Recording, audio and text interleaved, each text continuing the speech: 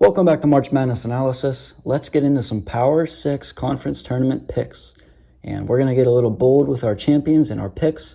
So let's get into some picking here. Starting with the Big Ten, top conference in college basketball, pretty much without a question. Big 12 closely followed. My champion, the Illini, they put a streak together, won a lot of games in a row, including some top teams in the nation. I've got the Illini defeating my Indiana Rutgers game winner, which will be a tough game. Illinois and Rutgers, both tough teams. That's going to be a good one. I've got Rutgers, and I've got Rutgers losing to Illinois. I've got Illinois knocking off the Wisconsin Badgers, who I believe are going to knock off a tough Penn State team, and then defeat a really, really good Iowa team led by Luka Garza, Jordan Bohannon. You got the shooting, you've got the inside game with Garza. That's a tough team, and I think Wisconsin's going to pull out a little bit of a run here. Could they win the Big Ten? Potentially, I could see it. Wisconsin's been a little bit of a disappointing team this year, losing a lot of games, and we know they're good. We've seen them play. They have seniority, they have experience, and I think this is their opportunity to show how good they are. So I have Wisconsin defeating Penn State, defeating number 3 in the Big Ten, Iowa, then taking on a very, very tough and hot Illinois team. I'm giving Illinois the edge, but I could see Wisconsin winning this one too. Another tough game in the second round is Michigan State, Maryland. Both of these teams could knock off that top Michigan team.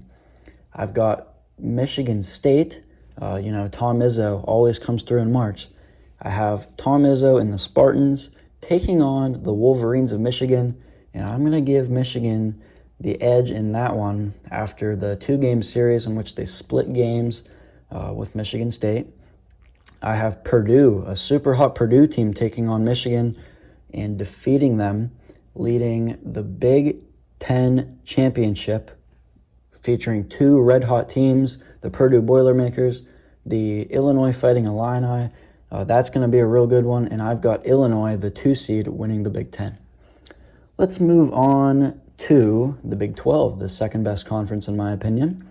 Now, you have a good conference whenever Oklahoma is your 7 seed, not receiving a first-round bye. So I've got Oklahoma, actually, beating Iowa State handedly, and then I have them also defeating a tough Kansas team without David McCormick, who is out for the Big 12 tournament. And I have Oklahoma winning that game, beating number 2 Kansas, taking on the number 3 Texas Longhorns, who I think will handle Texas Tech relatively easily, although there are no blowouts in the Big 12. Always good games, so that'll be a tight one. It'll be a tight one, Texas-Oklahoma, and I've got Texas moving on. In the upper half of the Big 12 tournament, West Virginia-Oklahoma State will be a great one. You might think I'm crazy picking West Virginia over Oklahoma State, as Oklahoma State defeated West Virginia this week without Cade Cunningham. I think things will change, and I think Huggins will have his team ready to play as they're going to take on a much stronger Oklahoma State team, winning that game, taking on the 1 seed Baylor, and knocking them out of the Big 12 tournament, featuring the West Virginia Mountaineers taking on the Texas Longhorns in the Big 12 championship game. And I am giving the 3 seed Texas the advantage in that one.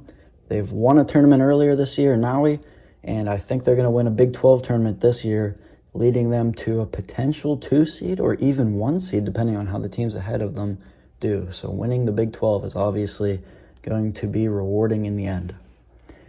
Heading over to the Big East Conference, I'm giving Creighton the 2 seed, the win in that one. Creighton has not impressed this year at all, in my opinion. Only thing they've done is beat Villanova. So I think this is much like, Wisconsin. Much like Wisconsin, hasn't proven much in the regular season, have them making a run in the Big Ten tournament. I have Creighton making a run in the Big East tournament and defeating St. John's. I think St. John's path is going to be relatively easy as they take on a tough Seton Hall team. Both St. John's and Seton Hall fighting to make the tournament. I have St. John's winning that game, and I have them facing Marquette, as Marquette's going to face a tough Georgetown team who's never an easy out. Have them defeating them. And then I have them defeating a Colin Gillespie-less Villanova team, who we've seen them play without Colin Gillespie, and things have been tough for them. I have number 9, Marquette, moving to the Big East Final Four, and I have St. John's advancing, taking on Creighton, and Creighton Blue Jays being the Big East champions. Moving on to the SEC. That's a tough conference this year. I see a lot of teams that have the potential to win it. Kentucky is not one of them. I don't think Kentucky will win the SEC. I'm very confident in that pick. Have them defeating Mississippi State in a tight one. That'll be a really good game. I could even see Mississippi State winning that game. Taking on the number 1 Alabama Crimson Tide. If they're hot, they're going to win the SEC championship. Just saying that. Also, Arkansas, if they're hot, I see them winning the SEC championship. However, my SEC champion, LSU, is going to take on either Ole Miss or South Carolina, probably the easiest draw in the SEC. Then after that, facing most likely Arkansas, potentially even Georgia or Missouri, both tough teams. So Arkansas is going to have a tough road to get there. I've got LSU, who has lost a couple games, but I think they've got so much talent, and I have them winning the SEC. I have Florida advancing, taking on Tennessee. That'll be a great game, and I don't think either of those teams are going to win it. So the Gators, I have them advancing over Tennessee, losing to Bama, featuring the Crimson Tide and the Tigers in the championship, and I have LSU winning the SEC. And heading over to the ACC. A couple games were already on today. I know I got the Pitt game wrong. I know I got the Wake Forest game wrong, but I did get the Duke over Boston College game correctly. So that Syracuse-NC State game will be interesting because both teams are fighting for a tournament spot. I don't know that NC State could get it, but Syracuse certainly could. And I have Syracuse winning that game, led by Buddy Boeheim, and a lot of talent on that squad. I could even see them beating Virginia, but I have Virginia moving on.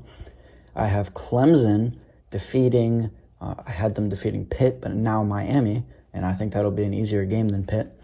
So I have Clemson defeating Miami, then heading to face Georgia Tech, defeating Georgia Tech, and I have North Carolina, who's a favored pick in the ACC to win it.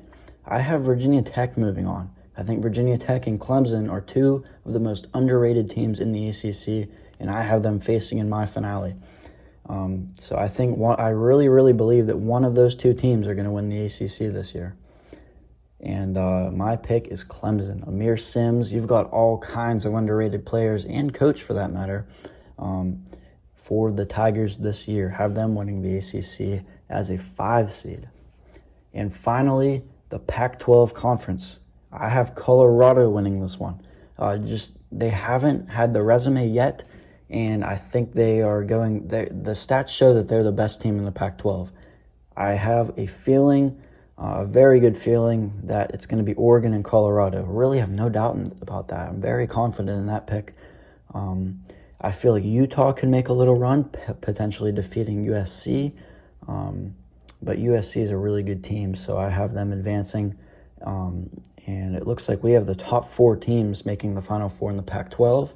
Then the Oregon Ducks advancing to the finals with Colorado. I think those are the 2 best teams in the Pac-12. And I have Colorado as my Pac-12 champion. And those other teams in the mix there getting a relatively high seed in the NCAA tournament.